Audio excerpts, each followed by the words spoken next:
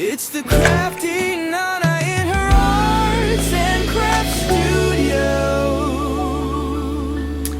Good afternoon from the Crafty Nana. So, I've been faffing and fiddling and making all sorts of things, and I just thought I'd catch you up on what I've been playing with the last few days.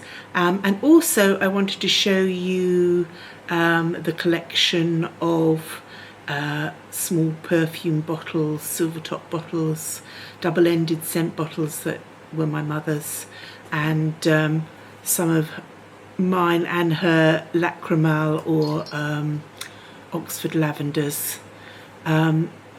So with no further ado, let's have a look what we're doing. So I bought two necklaces that basically were 3 death's head moths. I did a gold one which I put resin cast ones in between. Now this one, what I've done is I've put little luster blue-grey glass beads in between. I will take photographs in the light box of all of these. And then I had to work out, I tried to drill them. There was no way that the drill was going through them. But then I worked out how I could do it with pins wrapped around their necks in a stranglehold and drop down. So the next thing is I've done these ones and I put a drop on the bottom. And then I need to hang these ones below these one, this longer one. So it's fiddly and it's faffy, but I think it will be cool if I can get it to work. So it's taken me a lot of goes to get this far. Now also I found a pair of earrings which were vaguely similar. They're fairly similar. They had the same similar moth and little daisies at the top, and they're quite nice, but they wouldn't go with my recrafted necklace. So these ones I could drill, but in drilling these ones they got so hot that they melted into the cutting board that I was using to drill into, which was quite, I then had to pull all the red plastic off them. But I found some matching little drops in the same colourway. So they've gone from this to this, and I think that's fairly cool. At the same time as I was doing that, I was having a play with these. Now these ones, I can't decide whether I just want a single bobble at the bottom, just like a single bead, or whether I want to go with the crystal drops as well. Being me, I suspect I'll probably go with the crystal drops too, just because I'm that way inclined. More is more. There's always room for more. Now I've got coming up a cherry top that I bought, little cherry pattern all over it, and I've sort of done a sort of cupcake inspired little outfit. I'm saving it for like when the weather gets a little bit warmer your end, so it's more of a summery one. But what I've done is I got a couple of little cherry necklaces. Now I've looked at this and I've realised I put this in the wrong place. You see, this is a good thing to hold things up and have a look. So this needs to move over. Does it? No, I think it doesn't. So I put 2 cherry necklaces together because they accidentally sent me 2 necklaces and 2 pairs of earrings. Well, accidentally, they obviously charged me for them. I'm also going to hang one of the earrings down off the centre so that it fills out the whole of this area. Although holding it, I suppose when it's on my neck it's going to be a little bit higher. Gives me a little gap, and I'm going to hang a cherry below it like this. And then it's got little, as I said, I've got little matching cherry earrings. So I think those are quite fun. I'll get those done. I'll get the moths finished. I'll get the bug earrings finished. There's a couple of I'm wanting to make a couple of my big bug necklaces to see if anybody else is interested in those, so I'm doing that as well. So that's my making at the moment. I'm also wanting to do some more slumping because I'd like to I've made a blue and white ring, but I think I'd like to make a whole blue and white. I did the one that had a bit of green in it with the crackle glaze, but I think I want like bolder blue and white, and I've just bought a whole load more glass bits, so I think I'm going to go with that. Now for the perfume bottles. I haven't caught up on the what she's fiddling with. The little teacup stack with the mouse on is for one of my students to draw. I like to make little cup stacks for them. They like to let them choose. I've got a whole collection of really pretty mugs and cups, and I let them choose which ones they'd like to use, and then add things to make it more fun. And obviously the little Valentine's mouth was currently quite apt. So let's have a look at these scent bottles. Now, I already took a picture of this one. This is uranium glass. So this literally is made with uranium. It will glow in the dark. It glows quite passionately, I think is the word for it. It has a stopper end and a perfume end. So that's the stopper end. It is missing its stopper. And then this will be the screw end. So, oh no, this is a flip end as well. This one has got its stopper. So one of these would be smelling salts and one of these would be perfume. Depending on what you wanted to keep in them, I suppose. You could just do double perfume. This is exactly the same, but this is in the cranberry, but this is the ruby cranberry, the really red. Beautiful condition. Little stopper in position there. Really nice. It sounds like there's actually, oh, that's just the stopper moving around inside. Both ends have got their stoppers in. There we go. So that's nice. And then I've got it in the Bristol blue glass. And this again is quite a dark Bristol. Now this one, I've cleaned it. Look, I actually got the polish out and I cleaned it. So the silver ends are all polished. This one's got a few little dings in it, but you know, considering its age, that's not really unexpected. Again, it's got its little stopper in position, which is a bonus. And this end, I think, is the screw end. Ooh.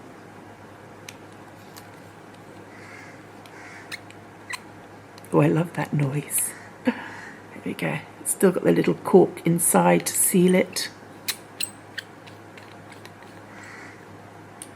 Beautiful, beautiful colour. Really lovely. So, uranium, ruby, Bristol. Got another little double-ended ruby one here. This one, against the light, you can actually see it's still got the smelling salts inside it, which is quite cool. Opens up, there's a little stopper inside. Even though this is tiny, it's still got its stopper inside. All of these are hallmarked. All of these are full-on silver. Really lovely. Beautiful emerald green, a really rich dark green. Again, in good condition.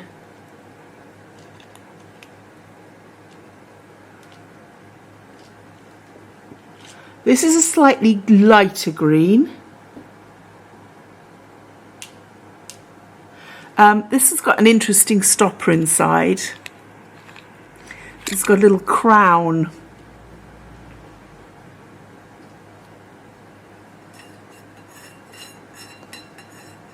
Little crown stopper.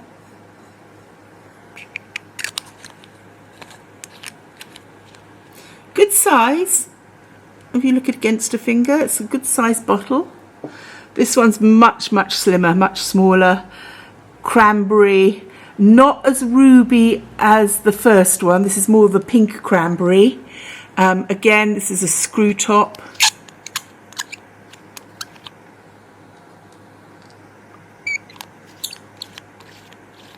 Missed a bit there when I was cleaning. It's got a little dark bit there.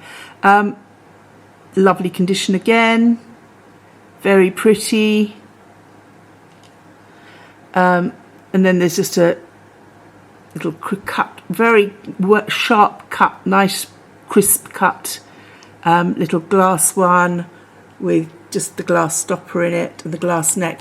Now, quite often if they had a valuable bottle back in the day and it got knocked over or smashed, obviously the bit that would go would often be the neck, because you know, this is the thinnest part, and obviously it's been drilled to have the stopper to go in it, and they would put a silver neck on the bottle to replace the broken glass so that they can keep the crystal bottle, and I suspect that this was one of those.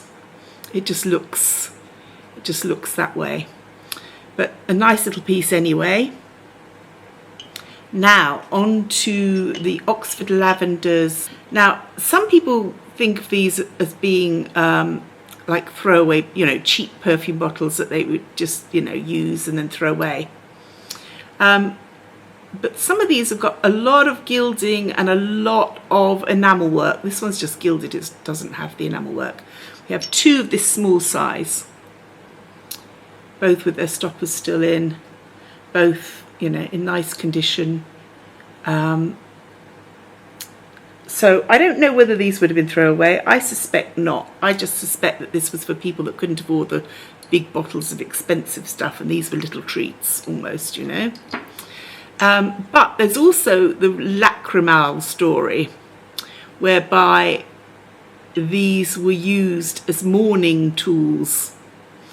Obviously the Victorians were heavily into the mourning thing. After Queen Victoria lost her husband, she was in mourning for a very, very long time, and it sort of became a trend, you know. It became very fashionable to be in full mourning and then half mourning and quarter mourning, and different colours of clothing depicting on how sad you were and how far removed you were from the person that died, depended on how full the mourning was that you went into. And some people said that these lacrimals were used to collect tears, and if you collected your tears every day, once the bottle was filled to the top, you could come out of mourning. Now I don't know if that's true or not, but it's a nice story and I like it. Now you can see the enamel work on this one, absolutely beautiful, so fine. I can't believe that anyone would put that much effort into something that was for throwing away. So we'll go down the lacrimal because it's more romantic and it's cuter. So yes, these I think are delicious, and I love the fact that they've got a little story that goes with them that's so kooky and a little bit romantic and sad at the same time. So yes, nice little collection. One or two of these were mine originally, and so when my brother said, what should I bring you, I said, well, could you bring me mother's, and we'll put them all together. Now I'm also going to show you my box. I keep a little tin, just full of bits of glass and china stoppers and bottle stoppers and drops that I can use as stoppers, because I do have quite a collection of perfume bottles, and I can't tell you how often it is that you know, there's an accident and the bottle snaps the topper off inside, and so I do keep all these ones for fixing things, or if, you know, sometimes I find one at a thrift shop that doesn't have a stopper, and I look to see if I've got a stopper that will fit, and because I've got quite a few, I can usually find something that works, or I make it work because that's the way I roll. Anyway, I'll take these photographs now and I'll put them up. I hope you enjoyed this little catch up, just a quickie. If you would be interested to see my collection of perfume bottles and glass bells, I think I've got about 32 Victorian glass bells in all different colours and shapes and sizes. Let me know and I'll do one on those as well. In the meantime, have a really good week. I'm going to carry on fiddling. I've got to get my last bit of joining done up on my silver moths and add the dingles onto this earring, and I've got to finish off my green bug earrings and get my cherries attached so I can take all the photographs.